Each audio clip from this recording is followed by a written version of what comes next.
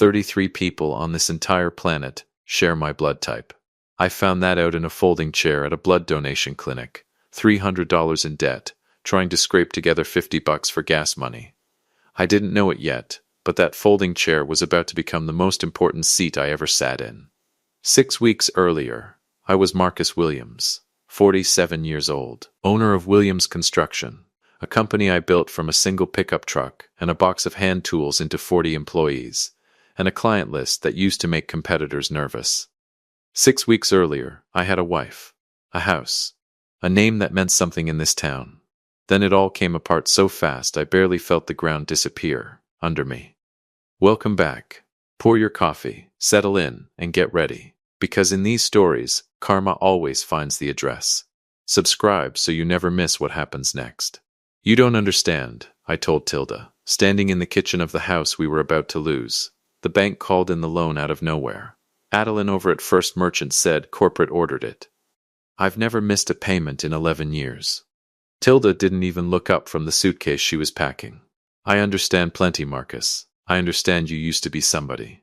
Now you're just a broke loser who can't keep a business running. Broke, loser. Funny how 2 words can outlive a marriage. 11 years, Tilda. 11 years I built that company. You think I did this to myself? I think, she said, zipping the suitcase shut with a violence that felt personal, that I married a man with a plan, and now I'm looking at a man with excuses. These aren't excuses. Suppliers canceled contracts overnight. Inspectors shut down 2 job sites for violations that didn't exist. My own foreman got a cash offer to walk off the Hartley job mid-pour. You think that's normal? I think Darwin Cole doesn't have these problems, she snapped. I froze. Who? Nobody. Forget it. She grabbed her keys. Tilda, who's Darwin Cole? A man who knows how to hold on to what he has, she said, and walked out the door. I didn't know it yet, but she'd just handed me the first thread of a rope that would eventually hang an empire. She filed for divorce 9 days later. She left for a real estate developer named Grantham, a man 20 years my junior with a smile like a car salesman and a portfolio built on other people's desperation. She told our neighbors I'd let myself go. She told her sister I was dead weight. She told a judge, under oath, that I was financially unstable and emotionally checked out. She never once asked why a company with 0 missed payments and a spotless safety record collapsed in 8 months flat. I moved into a 1-bedroom apartment above a laundromat. I sold my tools. I sold the boat. I sold everything that wasn't nailed down, and some things that were. By the time I sat down in that clinic folding chair, I had $41 in my checking account and an old pickup truck that ran on faith and duct tape. $50 for a pint of blood, the flyer on the clinic wall said. Save a life, help yourself. I laughed out loud reading that. Save a life. I couldn't even save my own. Mr. Williams? A woman in scrubs called my name. Right this way. Her name tag said, Anna. First time donating? She asked, tying the rubber tourniquet around my arm. First time needing $50 this bad, I said. She smiled the polite smile of someone who's heard every version of that joke. Well, we appreciate you regardless of the reason. The needle went in. I looked away, 47 years old, and still couldn't watch a needle go into my own arm. Some things about being a man are lies we tell ourselves, and that's one of mine. All done, Anna said a few minutes later, pressing a cotton ball to the crook of my elbow. We'll run the standard panel and you'll get your payment processed within the hour. Appreciate it. I sat in the little recovery area with a juice box like I was 7 years old again, scrolling through bills on my phone I couldn't pay, when I noticed Anna hadn't come back. 15 minutes passed. Then 20. Then she came back, but not with a check. She came back with 2 other people in white coats, and none of them were smiling anymore. Mr. Williams, Anna said, and her voice had changed completely. I need you to stay calm. What's wrong? There's nothing wrong. There's something extraordinary. She glanced at the older man beside her. This is Dr. Whitfield. He runs our regional lab. Dr. Whitfield sat down across from me, holding a folder like it was made of glass. Mr. Williams, do you know what Rh null blood is? Can't say I do. It's the rarest blood type on Earth. Some call it golden blood. As of this morning, There are 33 confirmed carriers of it in the entire world. I stared at him. And you're one of them. I didn't know it yet, but that sentence was the crack in the dam.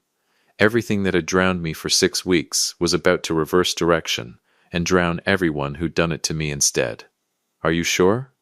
I asked, because it felt like the kind of thing a person should double-check. Rare like a lottery ticket, or rare like it doesn't mean much? Rare like the entire medical community keeps a private registry of your kind, Dr. Whitfield said. Rare like hospitals in 3 countries would put you on a plane tonight if they needed to. So it's worth something. To the right person in the right moment, Anna said gently. It might be worth more than you can imagine. I laughed, a short bitter sound. Story of my life. Worth everything to somebody. Worth nothing to the woman I married. Neither of them asked what I meant by that. Anna just refilled my juice box without being asked, and Dr. Whitfield stood, folder tucked under his arm. We'll need you to stay a bit longer, Mr. Williams. There are calls to make. People who need to know this registry match exists. Take your time, I said. I've got nowhere to be. That's kind of the whole problem. I don't understand what that means for me, I said. Is it dangerous? Am I sick? No, doctor, Whitfield said quickly. It means your blood is compatible with almost every blood type in existence, but almost nothing is compatible with yours. If you ever needed a transfusion, there'd be almost no one on Earth who could give you one. But you can give to nearly anyone. Okay, I said slowly. So what happens now? Anna and Dr. Whitfield exchanged a look I didn't like. The kind of look people give each other right before they tell you your dog didn't make it. There's a global registry for rare blood types, Dr. Whitfield explained. The moment your sample flagged as Rh null, it automatically cross-referenced against active medical emergencies requiring that type. Mr. Williams, there's a man in Monaco, a businessman. He's in critical condition, and he needs a donor with your exact blood type within 72 hours, or he won't survive. So, take my blood. I already gave a pint. It's not that simple. This situation requires a living donor relationship, possibly ongoing donations, or in the worst case, a more invasive procedure. His family has already been notified of the match. He paused. They want to speak with you directly. Today, 2 hours later, I was sitting in a conference room I had no business being in, wearing a shirt I'd ironed on a hotel towel because I didn't own an ironing board anymore, staring at a video call screen showing a woman in her 60s with the kind of jewelry that costs more than my old house. Mr. Williams, she said, her accent polished and European. My name is Adeline. I represent the Cole family's medical and legal affairs. Thank you for taking this call. Of course, I'll be direct with you, because time is not a luxury we have. Darwin Cole is critically ill. Rh null. He requires a transfusion relationship with a compatible donor, and frankly, Mr. Williams, you may be the only viable match on this continent, let alone in this hemisphere. I'm happy to help, I said. Just tell me what to do. Adeline's expression flickered, surprise, maybe, that I hadn't asked about money first. The family is prepared to compensate you substantially. We're talking about relocation, ongoing medical monitoring, legal arrangements, and a settlement in the amount of, she said a number. I made her repeat it. She repeated it, and it was still absurd the second time. It was the kind of number that doesn't belong in the same sentence as a man who'd been counting quarters for gas money 6 hours earlier. I need a minute, I said, and my voice came out shakier than I wanted it to. Take all the time you need. I hung up the call and sat there in that borrowed conference room, hands pressed flat against the table like I was trying to keep it from floating away. 6 hours ago, I couldn't afford a tank of gas. Now a stranger in Monaco was offering me enough money to buy the whole gas station. I didn't know it yet, but the money was the smallest part of what I was about to receive. Dr. Whitfield knocked and stepped back in. Mr. Williams, before we proceed with any formal arrangement, standard protocol requires a full genetic compatibility panel. It's more thorough than the blood type screen. Given the values involved here, the family's legal team has insisted on it. Sure, whatever you need, it'll take about 6 hours to process. We should have results by tonight. Fine by me. I'm not exactly busy. He almost smiled at that. One more thing, Mr. Williams. It's a small formality, but the lab flagged something odd in your initial sample that we'd like to double-check. Nothing to be alarmed about. I didn't ask what it was. I should have. But some part of me, some tired, beaten-down part that had learned not to expect good news, figured whatever it was. It couldn't possibly matter more than the number Adeline had just said out loud. I was wrong. It mattered more than anything. Before I left the clinic that evening, Anna caught me by the door. "Mr.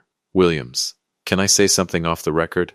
"Sure, in 15 years doing this job, I've told maybe 3 people they had a life-threatening condition, and I've told exactly one person he was suddenly unexpectedly rich.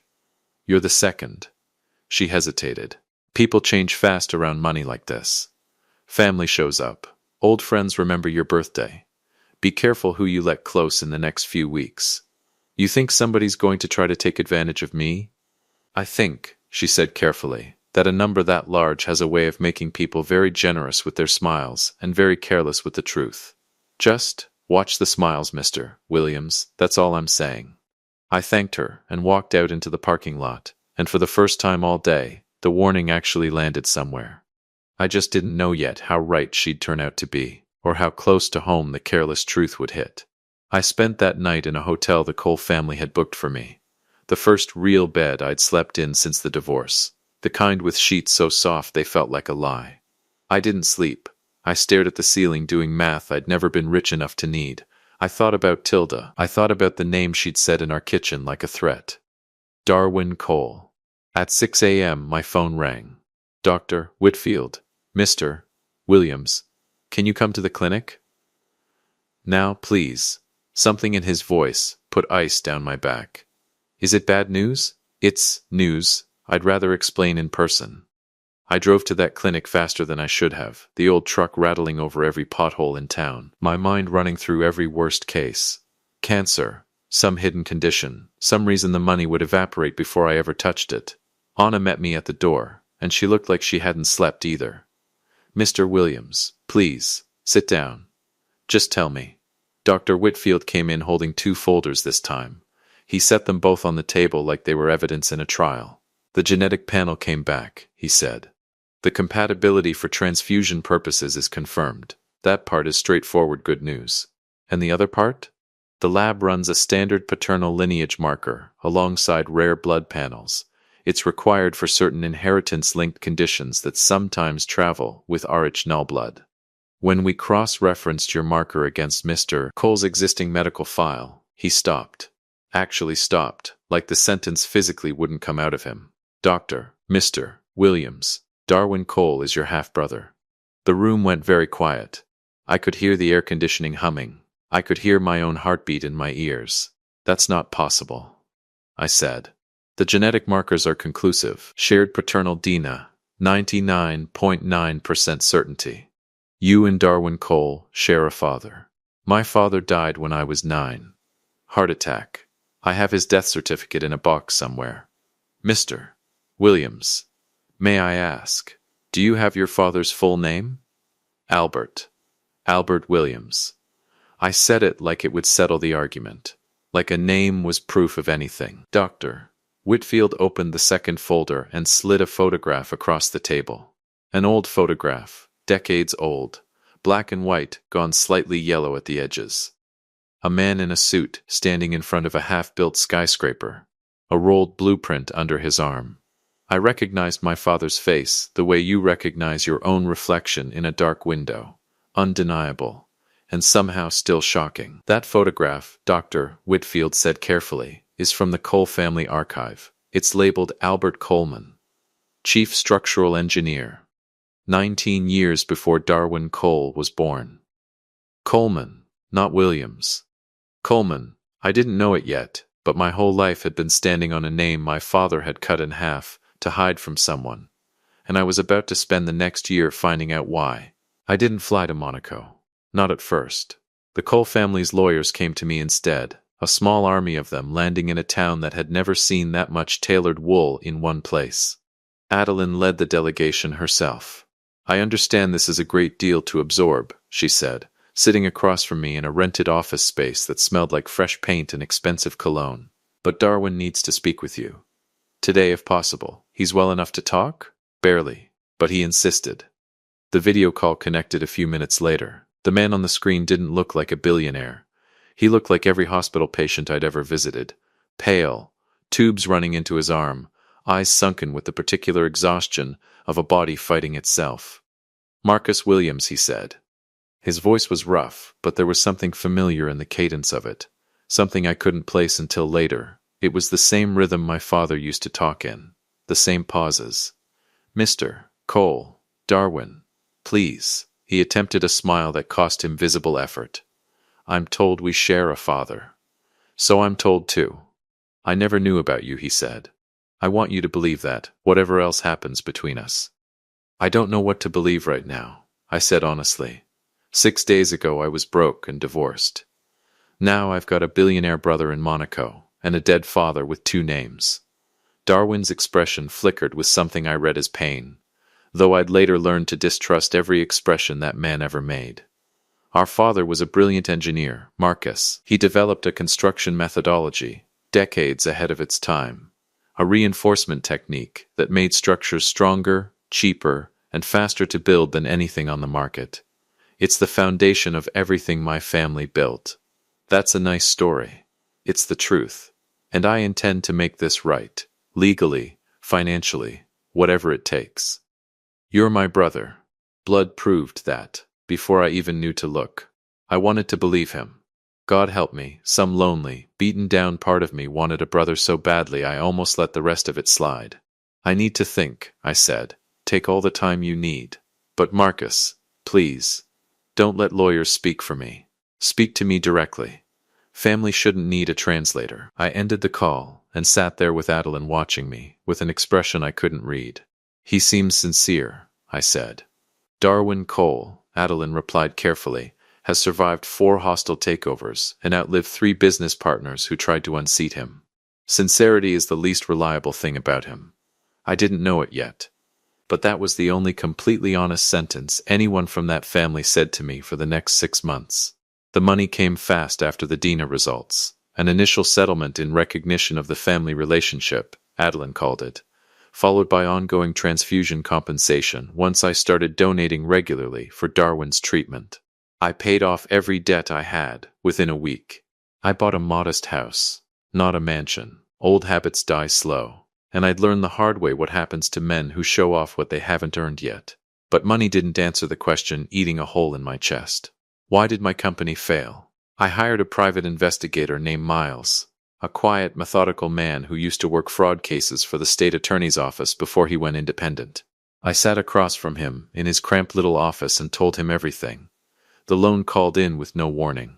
The inspectors who found violations that didn't exist. The suppliers who vanished overnight. The foreman who took cash to walk off a job mid-pour. "That's not bad luck," Miles said, flipping through the papers I'd brought him. "That's a pattern. Somebody wanted your company dead, and they were willing to spend money to make it happen. Who has that kind of money and that kind of reason?" Miles looked at me for a long moment. "You tell me. Who benefits from Marcus Williams having no business, no money, and no leverage?" I didn't answer out loud, but I was already thinking it. "Give me 6 weeks," Miles said. "I'll follow the money." It took him 4. He came to my new house on a night I remember for the silence in it. No television, no radio. Just me at the kitchen table, and Miles laying out photographs and bank records, like a man dealing cards in a game only he understood the rules of. "Your foreman," Miles said, tapping a photo. "Wire transfer, $11,000, 3 days before he walked off the Hartley job. Comes from a shell company called Vantage Regional Holdings. Never heard of it. Nobody has. That's the point. Vantage Regional Holdings is owned by a chain of 3 other shell companies, and the last one in that chain is owned by a firm called Cole Continental Development." My stomach dropped. "Darwin's company." "Your brother's company," Miles confirmed. "Same pattern with the bank loan. First Merchants Regional VP took a job with Cole Continental 8 weeks after calling in your note. Same pattern with the building inspector. Retired early, moved into a house that cost more than his pension could ever cover. Paid in full, cash. Adeline," I said quietly. "What?" My wife mentioned a woman named Adeline worked at First Merchant. Same Adeline who runs Darwin's legal affairs. Miles nodded slowly. It's not a coincidence, Marcus. Somebody spent real money, years of planning, to make sure Williams' construction collapsed, and stayed collapsed. And they did it right around the time medical registries first started flagging rare blood donors more aggressively in this region. I sat back in my chair, feeling something cold settle into my chest where the hope used to be. They knew, I said. Before the blood drive, before any of this. They already knew I existed. I think so. Then this whole thing, the illness, the blood match, the brotherly reunion, none of it was an accident. I can't prove that part yet, Miles admitted. But I'd bet everything I own that Darwin Cole has known about you a lot longer than he's letting on. I didn't know it yet, but Miles's bet was about to become the most accurate bet either of us ever made. The deeper Miles dug, the older the trail got, until it stopped being about me entirely, and started being about a man who'd been dead for 38 years. Your father, Miles said one evening, sliding another folder across the table, wasn't just an engineer. He held 4 patents on a reinforced concrete composite technique, cheaper materials, faster curing time, and structural strength ratings that blew every competitor out of the water. If it had gone to market properly, it would have reshaped the entire construction industry. So what happened to it? He died before he could file the final patent applications under his own name. Cardiac arrest. Age 41. Same age I was when I stopped myself. Same age you were when your business started collapsing, Miles finished. Interesting coincidence, right? You think somebody killed him? I think the paperwork is too convenient to be nothing. Within 6 months of his death, Cole Continental Development filed patents on materials almost identical to your father's designs, filed under a different engineer's name. A man who worked for your father directly and inherited his research files after the funeral. They stole it. They built an empire on it, Miles said. Every skyscraper Cole Continental has put up in the last 3 decades used some version of your father's technology. We're not talking about millions, Marcus. We're talking about a multi-billion-dollar business built on a dead man's stolen work. I thought about the photograph. Albert Coleman, chief structural engineer, standing in front of a half-built skyscraper with a rolled blueprint under his arm, looking proud of something that would eventually be taken from his family twice, once through theft and once through erasure. Why did he split his name? I asked. Coleman, Williams, why hide? Miles hesitated. I found records of 2 households. 2 women. Your mother and Darwin's mother. Best I can tell, your father tried to keep both lives separate. When he died, Darwin's mother had money, lawyers, and connections. Your mother had a coffin to pay for and a 9-year-old boy. So they buried me, I said quietly. Buried the second heir before anybody had to share the inheritance. That's my read on it, yes. What about the engineer whose name they put on the patents? I asked. The one who inherited my father's files. Retired wealthy, moved abroad, died 11 years ago. Whatever guilt he carried, he took it with him. Miles closed the folder, but I did find one more thing you should know before we go any further with this. Go on. Your mother. She filed a wrongful claim against the Coleman estate 2 years after your father died. A lawyer's letter. Nothing more. She was asking for a fraction of what she believed she and you were owed. The response she got back was a cease and desist, threatening a defamation suit if she ever spoke your father's real name in public again. I felt my jaw tighten. She never told me any of this. She probably didn't want you growing up angry at a ghost, Miles said. She protected you the only way she knew how, by letting the name Coleman disappear completely and raising you as a Williams instead. Whatever else she was, Marcus, she wasn't naive. She knew exactly what that family was capable of, and she made sure you never became a target for it. Until I became one anyway. Until you became one anyway, Miles agreed quietly. 38 years later, but they found you all the same. I sat there a long time in that quiet kitchen, feeling something shift in my chest. Not grief exactly, not anymore. Something harder. Something with edges. They didn't just steal a patent, I said finally. They stole my whole life. The failed business, the divorce, Tilda calling me a broke loser in my own kitchen, All of it traces back to some decision made in a boardroom 38 years ago. Looks that way. Then I won everything. Miles, every record, every shell company, every name connected to Vantage Regional Holdings and Coal Continental Development. I want it all. That's going to take real money. I almost laughed. Money, I said, is the one thing I've got plenty of now. I didn't know it yet, but I was about to spend every dollar Darwin Cole ever gave me tearing his empire down to the studs. Revenge, I learned quickly, isn't a single dramatic moment. It's 1,000 boring Wednesdays of paperwork, phone calls, and patience. Patience I'd never had before. Tilda taught me what it felt like to lose everything at once. I didn't go after Darwin directly. Not yet. I went after the pieces. First, I quietly bought the debt of 3 construction firms that had feasted on my company's collapse.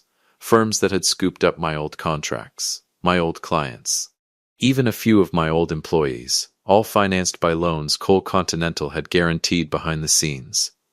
Struggling companies with underwater balance sheets don't ask hard questions about who's buying their debt. They just want the phone calls from collectors to stop. You bought Harrow Brothers Construction?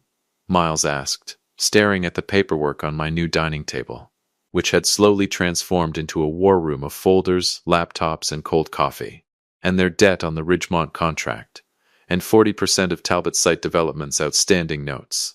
That's 3 of the companies that picked apart your old client list. I know exactly which companies they are, Miles. I made a list the day you showed me the wire transfers. Second, I found the engineers. Darwin's empire had swallowed my father's stolen technology and buried the people who understood it best, keeping them on tight contracts, non-competes, and salaries just high enough to keep them quiet. I hired a headhunter named Molly, sharp as a tack and twice as relentless, and told her exactly what I needed. I want the structural engineers who worked on Coal Continental's mid-tier projects. I told her. The ones who understand the reinforcement composite but never got credit for it. Offer them triple their current salary and full patent recognition on anything they help develop going forward. That's an aggressive offer, Molly said. I don't want aggressive. I want irresistible. Within 2 months, I had 4 senior engineers who'd quietly resented Coal Continental for years, each of them carrying pieces of institutional knowledge about my father's original methodology, knowledge Darwin's company had spent decades trying to erase the origin of. You understand what you're building here, Miles said one night, looking at the org chart taking shape on my wall. This isn't just a new construction company. This is a weapon aimed directly at Coal Continental's supply chain, workforce, and legal foundation. That's exactly what it is. Darwin's going to notice. Let him notice, I said. Let him wonder for a while what it feels like to watch something you built slip out of your hands for reasons you can't explain. I spent 6 weeks feeling that. He can have a turn.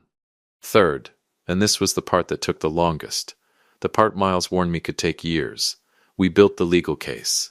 Every wire transfer, every shell company, every patent filing, every death certificate and hospital record connecting Albert Coleman to Albert Williams, to a boy nobody was ever supposed to find. We hired a forensic accountant named Molly's colleague, a woman with the patience of a saint and the instincts of a bloodhound, and slowly, quietly, we built a mountain of evidence tall enough to bury an empire. Molly herself became something closer to a partner than a hired hand as the months wore on. She'd show up at my war room dining table with a bottle of wine and a legal pad, and she never once flinched at the size of what we were building. You know, most people, when they get a windfall like yours, they buy a boat, she said one night, watching me highlight a shell company diagram for the 3rd time that week. A boat. A bigger house. Maybe a younger wife. You bought engineers and shell company debt. Boats sink, I said. This won't. You're serious about this. Really serious. Not just angry serious. The kind of serious that doesn't burn out in 6 months. Tilda called me a broke loser in my own kitchen, I said. You want to know what keeps a man serious for the long haul? Somebody handing him the exact insult he needs to never feel comfortable again until it's undone. Molly studied me for a moment, then went back to her legal pad. Well, she said, for what it's worth, I don't think looser is the word anyone's going to use for you by the time this is over. That's the plan. Darwin, meanwhile, kept calling. kept sending updates on his health, his gratitude, his plans to make things right. Every call was warmer than the last. Every call made my skin crawl a little more. He thinks I don't know, I told Miles. Do you want him to know? Before we're ready? No, I said. I want him comfortable. I want him generous. I want him standing right in the middle of his own boardroom, smiling at his shareholders, the exact moment it all comes down around him. I didn't know it yet, not with certainty, not until the very end, but I would get exactly that. Word travels fast in a town this size, especially when the word is a man everyone wrote off just got richer than anyone in 3 counties combined. Tilda called me for the first time in 4 months on a Sunday evening, and I almost didn't answer. Almost, Marcus. Her voice had a softness in it I hadn't heard since our first years together. I heard about everything. The blood match. Your brother. I can't believe it. Neither could I. I've been thinking about us a lot, she said, about how things ended. I said things I shouldn't have said. You said I was a broke loser. The silence on the line told me she remembered saying it exactly as clearly as I did. I was scared, Marcus. Scared and stupid. I panicked when everything fell apart, and I took it out on you instead of standing beside you. Where's Grantham these days? I asked. I already knew the answer. The same forensic work that had traced Vantage Regional Holdings back to Coal Continental had also, almost as an afterthought, traced Grantham's real estate empire back to a string of fraudulent zoning approvals and falsified investor statements. His empire was collapsing under the weight of its own lies at almost the same moment mine was rising. Tilda's voice went brittle. We're not together anymore. It turns out, he wasn't the man I thought he was. Funny how that works out. Marcus, please, I know I don't deserve it. But is there any chance we could talk? In person? I miss you.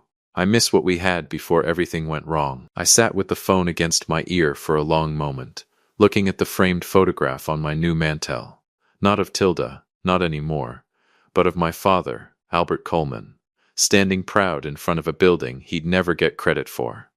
Tilda, I said finally, you didn't fall in love with a different man when I lost the company. You just stopped pretending to love the one you already had. That's not something I can fix by being rich again. That's not fair. No, I agreed. None of it was fair. Not what happened to my company. Not what happened to my father. Not what you said in our kitchen the day you left. But I've stopped expecting fair. I've started expecting honest instead. And the most honest thing either of us can do right now is hang up this phone. She called back 4 more times over the following weeks. I let 3 go to voicemail. I answered the 4th only long enough to say one sentence. There's nothing left here for you to come back to. I didn't know it yet, but that sentence would echo back to me a year later, in a room full of glass and steel, spoken almost word for word by a very different person. But that's a story for the end. By the time Darwin recovered enough to travel, my war chest was full, and my case was airtight. 3 construction firms under my control. 4 senior engineers rebuilding my father's original methodology under proper patents this time. A forensic paper trail linking Coal Continental to fraud, bribery, and the deliberate sabotage of Williams Construction. And a legal team hungry enough to make a career out of taking down a billionaire. Darwin invited me to Monaco personally. A family reunion, he called it. A chance to formalize my position within Coal Continental's ownership structure. Adeline arranged the private jet. I flew out with Miles and 2 attorneys, and for the first time in over a year, I walked into a room feeling like the most dangerous person in it. Darwin looked healthier than I'd seen him, color back in his face, strength back in his handshake. Marcus, he said warmly, embracing me like we'd grown up together, instead of meeting for the first time over a hospital video call. Welcome to the family, properly this time. Thank you for having me, Darwin. We sat in a boardroom, overlooking the harbor glass walls, a view of yachts worth more than most towns' annual budgets. Adeline sat beside him. A dozen board members and lawyers filled the rest of the seats. I've prepared paperwork, Darwin said, sliding a folder across the table, granting you a 15% stake in Coal Continental Development, in recognition of our shared blood and our shared father's legacy. 15%.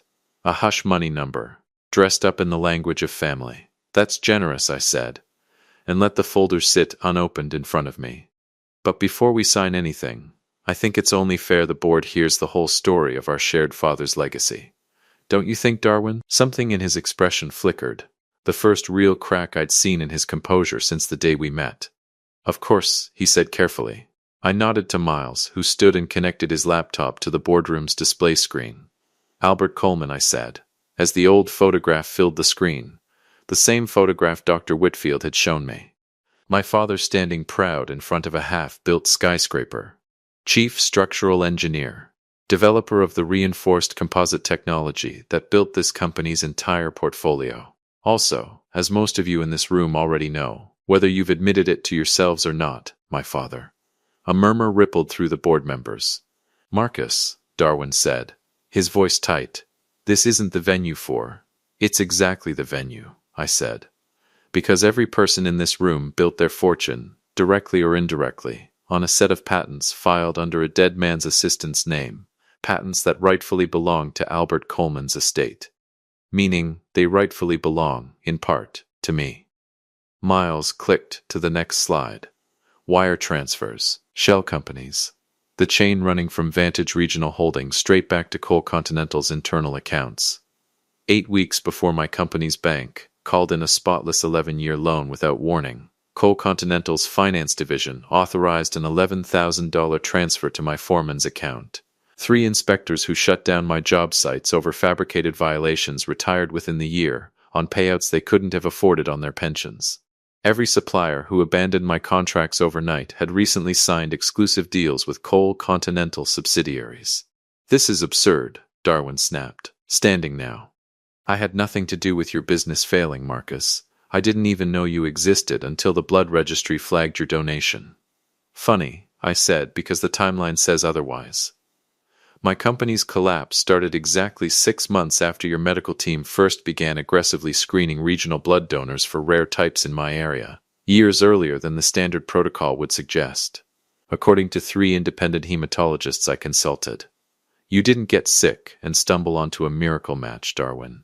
You went looking for a donor with your exact rare blood type, found me, ran the genetic panel privately, and realized I was your father's other son long before that clinic ever called me in for a routine test. The room had gone completely silent. You knew, I said, my voice dropping into the kind of quiet that carries further than shouting ever could. You knew I existed. You knew I was the rightful co-heir to our father's patents. And rather than share what belonged to both of us, you spent years and millions of dollars making sure I stayed poor, desperate, and powerless enough that by the time you finally needed my blood to survive, I'd have no leverage left to fight for what was mine. That's a theory, Adeline interjected smoothly, not evidence. Miss Adeline, I said, turning to her, would you like to explain the $11,000 transfer that traces back through 3 shell companies to an account you personally authorized 6 years ago? Or would you rather explain it to the federal prosecutors my legal team has already briefed?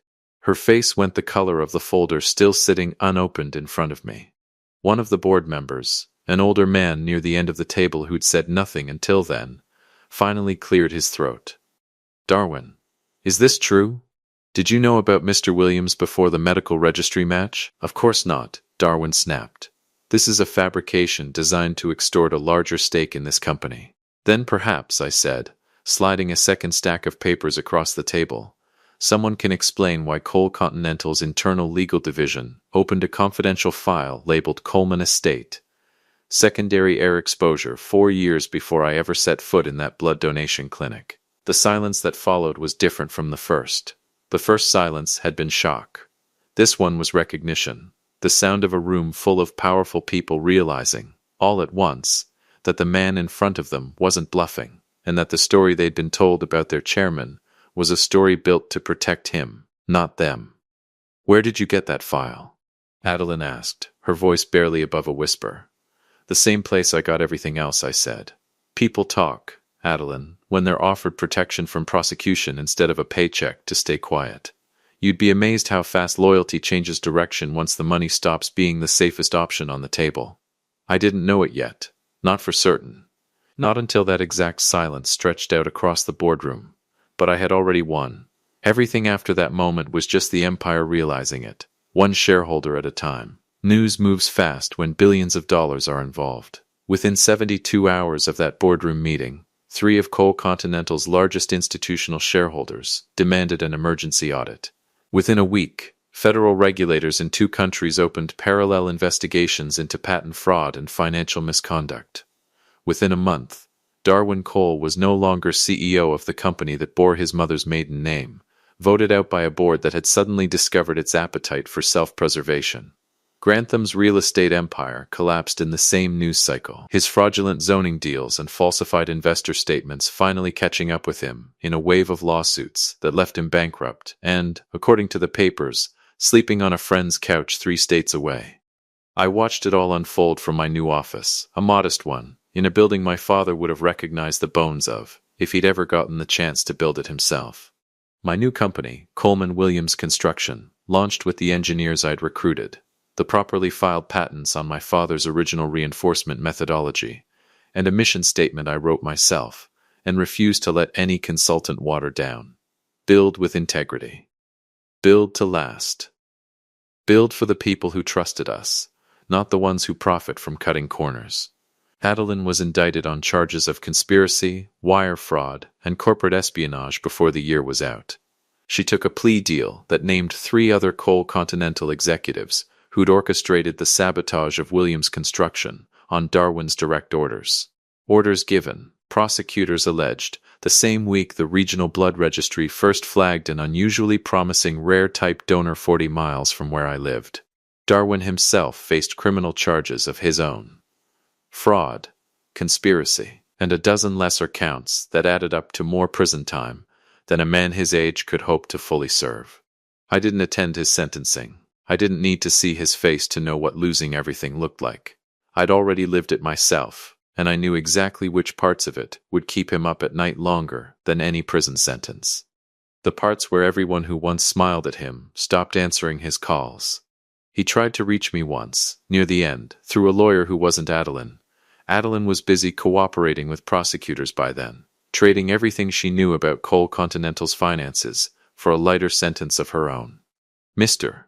Cole would like 10 minutes of your time, the new lawyer said over the phone. He'd like to explain his side before the final ruling. Tell Mr. Cole, I said, that I already heard his side. He told it to me himself in a boardroom in Monaco, right before I proved every word of it was a lie. He says you're still his brother. Blood doesn't change. Blood didn't change, I agreed. It just finally told the truth instead of being used as a weapon. That's the only part of this whole story blood ever got right. I hung up and didn't take his calls again. Some doors, once you understand what's actually on the other side of them, are better left closed for good. The lawsuit over our father's patents settled in my favor completely. Full recognition of Albert Coleman's original intellectual property, retroactive royalties, and legal ownership of the technology that Coal Continental had built its empire on. It was, according to my attorneys, one of the largest individual patent recovery settlements in the industry's history. I didn't celebrate with champagne. I drove out to my father's grave, the one under the name Williams, the only name I'd ever known him by, and stood there a long time in the quiet. I found out who you really were, I told the headstone. Took 38 years, but I found it, and I'm going to build something with your name on it that nobody can ever steal again. 3 weeks later, Dr. Whitfield called me out of the blue. Mr. Williams, I wanted to reach out personally. I heard about the settlement. News travels. It does. Listen, I've thought about telling you this since the day we ran that first genetic panel, but I didn't have proof until recently. When your sample flagged RH null, the system cross-referenced it against active registry requests. There was only one active request in the entire hemisphere at that time. Darwin calls. I figured that part out already. What you might not know, Doctor, Whitfield continued, is that the request had been sitting in the system for almost 4 years before your donation, renewed every 90 days, like clockwork, specifying a narrow geographic search radius that happened to include your town and almost nowhere else nearby. Someone was searching for you specifically, Mr. Williams. Long before you ever walked into that clinic. Why tell me this now? Because I run a lab, not a courtroom, and I don't like being used as a tool in something I didn't understand at the time. If it helps your case, use it. If it just helps you sleep better at night knowing the full shape of what happened to you, that's worth something too. It helps both, I said. Thank you, doctor. I hung up the phone and sat with that new piece of the puzzle for a long time. 4 years. 4 years of a search radius drawn around my life like a target, while I sat in that town believing my own bad decisions had cost me everything. 4 years of somebody watching from a distance, waiting for the day I'd be desperate enough to walk into a clinic for $50. I didn't know it yet, walking back to my truck that evening, that the very last chapter of this story was still waiting for me, and it would arrive, wearing a face I used to love. A year and a half after that boardroom in Monaco, Coleman Williams Construction broke ground on its 40th project, a hospital wing, ironically, built with the same reinforced composite technology my father invented and Darwin's family tried to erase him for. We'd become the fastest-growing construction firm on the East Coast, built a reputation for finishing under budget without cutting a single safety corner, and hired back 3 of my original employees from the old Williams construction days, the ones who hadn't taken Cole Continental's bribes, the ones who'd stuck by me even after everything fell apart. I was in the lobby of our headquarters on an ordinary afternoon, reviewing blueprints with my head engineer, when the front desk called up to my office. Mr. Williams?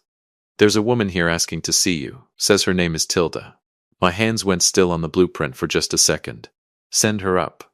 She looked older than the last time I'd seen her. Not badly, just honestly, the way time treats everyone who's had a hard couple of years.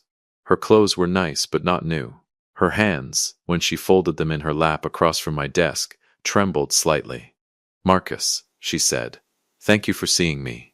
You said it was important. I need a job.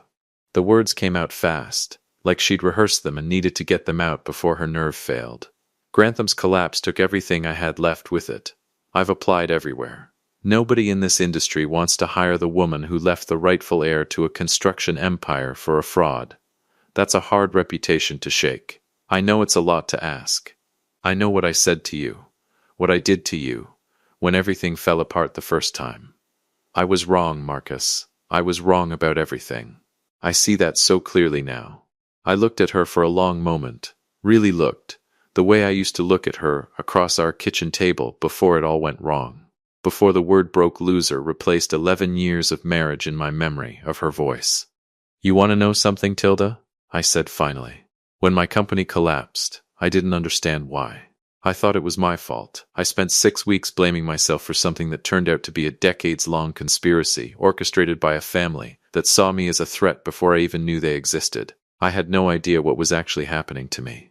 I know. I'm not finished, I said, and something in my tone made her go quiet.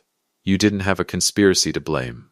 You just watched the man you married lose everything, and instead of asking why, instead of standing beside him for even 1 week while he tried to figure it out, you decided the easiest thing to do was call him a broke loser and walk out the door toward somebody richer. Marcus, please, when the foundation of my life cracked, Tilda, you didn't help me rebuild it. You walked away and let it collapse, and then you came back, only once you saw what was built on top of the wreckage. That's not love. That's not even loyalty. That's just very good timing. And you happened to get the timing wrong twice in a row. Her eyes filled, but I felt nothing shift in my chest. Not anger anymore. I was well past anger.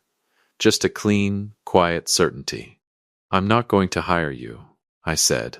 Not because I want to punish you, though I understand if that's what it looks like from where you're sitting. I'm not hiring you because trust is the one material in this business I refuse to buy secondhand. I built this company on my father's stolen legacy and my own 2 hands. And I'm not putting people in it who only show up once the roof's already on. So that's it, she said quietly. After everything, there's no chance for us. Not even a small one. There's no version of us to go back to, I said.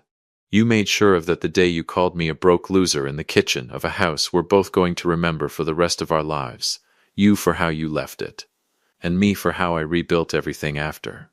She stood slowly, gathering the small dignity she had left, and walked to the door.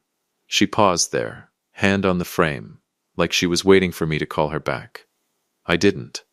Goodbye, Tilda, she left without another word, and I sat alone in an office my father would have been proud of, in a company that carried both our names properly for the first time in 38 years. And I felt, for the first time since a nurse named Anna had frozen over a blood sample and changed the entire direction of my life. Completely. Finally. Whole. 33 people on Earth share my blood type.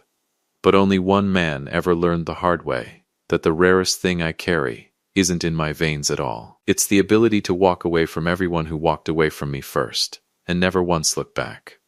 I stood at my office window for a long while after Tilda's footsteps faded down the hallway, watching the crew across the street pour foundation for our 40th project. Steel rebar, wet concrete, the same slow, patient work my father had spent his whole life perfecting and never got to put his real name on. Miles knocked and let himself in without waiting for an answer, the way he'd earned the right to over the last 2 years. Everything all right? Front desk said Tilda came by. She wanted a job. You give it to her? No. He nodded slowly, like he already knew the answer before he asked. You know, for what it's worth, most men in your position would have either thrown her out on principle or taken her back out of pride. You did neither. I'm not interested in principle or pride anymore, Miles. I spent a year learning the difference between revenge and justice, and I don't plan on confusing the two again. And which one was today? Today, I said, watching the concrete truck rotate slowly in the afternoon light, was neither. Today was just the truth, finally spoken out loud, in a room where it couldn't be ignored anymore. Molly stuck her head in the doorway a few minutes later, papers in hand, all business as usual. Marcus, the Hartley County School District wants to talk about the elementary school renovation bid. And the Coal Continental Liquidation Trustee called again about the remaining patent royalties. Tell the school district yes, I said. Tell the trustee I'll take the call tomorrow. Today I'd rather just watch the foundation get poured. She smiled, the closest thing to approval either of them ever gave me, and left me alone with the window and the noise of the crew below, engines running, men shouting measurements back and forth, concrete settling into forms that would hold for 100 years if the work was done right. My father never got to see a building poured under his own name. My mother never got to see her sacrifice mean anything. But I stood there that afternoon, 49 years old, rebuilt from nothing twice in one lifetime, and I understood something neither of them ever got the chance to learn. The foundation only has to crack once to teach you how to build the next one, so it never cracks again.